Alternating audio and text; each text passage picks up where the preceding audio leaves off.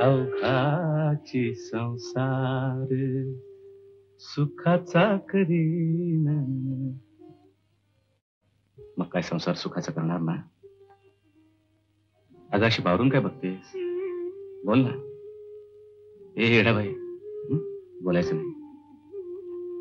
मला अंतर नाही ना मध्ये ना. अंतर? काय बोलतेस काय तू? मी अशी अडाणी गावंढळ, धड बोलता भी येत नाही मला. या घरचं रीत रिवाज चलन वलन काय बी ठावं नाही मला. पण मी सारं शिकीन. तो पातूर तुम्ही मला सांभाळून घ्याल ना? खरं सांगू, तुम्हाला अशीच आवडतेस. जन्मोजन्मी असाच पती मिळावा म्हणून बायका व्रत करतात ना वट सावित्रीचं. तुझ्यासारखी खेडवळ, अशुद्ध बोलणारी पण प्रेम करणारी बायको जन्मोजन्मी मिळावी म्हणून. त्याने देवकी, हा काय वेडेपणा? उठ. तुझी जागा आता पायाजवळ नाही, इथं. देवकी,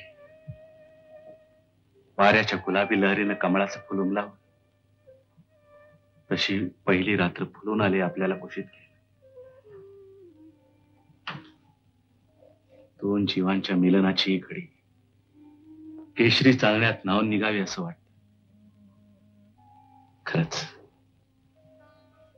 काय योगायोग आहे. तू कुठली,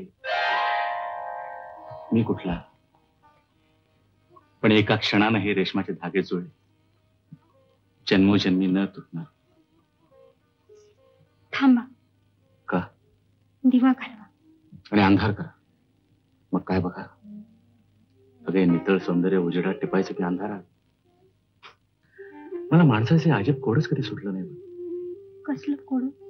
जेव्हा उजेड पाहिजे तेव्हा अंधार करायला सांगतात, आणि जेव्हा अंधार पाहिजे तेव्हा उजेड करायला सांगतात. नाही पण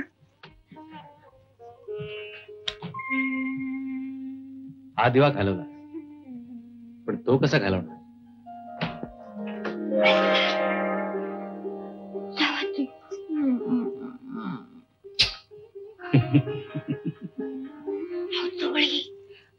चोळे हे काय करायचं?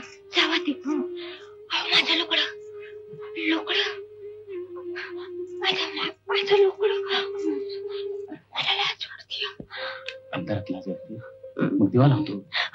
नका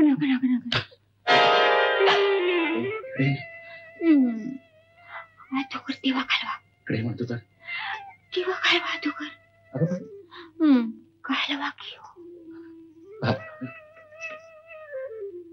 देवकी, कळीनं लाजावं उमलताना, सुगंध देताना नव्हे. दोन जीवांना हा आवासा वाटणारा हा एकांत, एकरूप होण्याचा मंगल मुहूर्त साधताना लाजू नको देवकी. ही जीवाशिवांची भेट आहे. धनी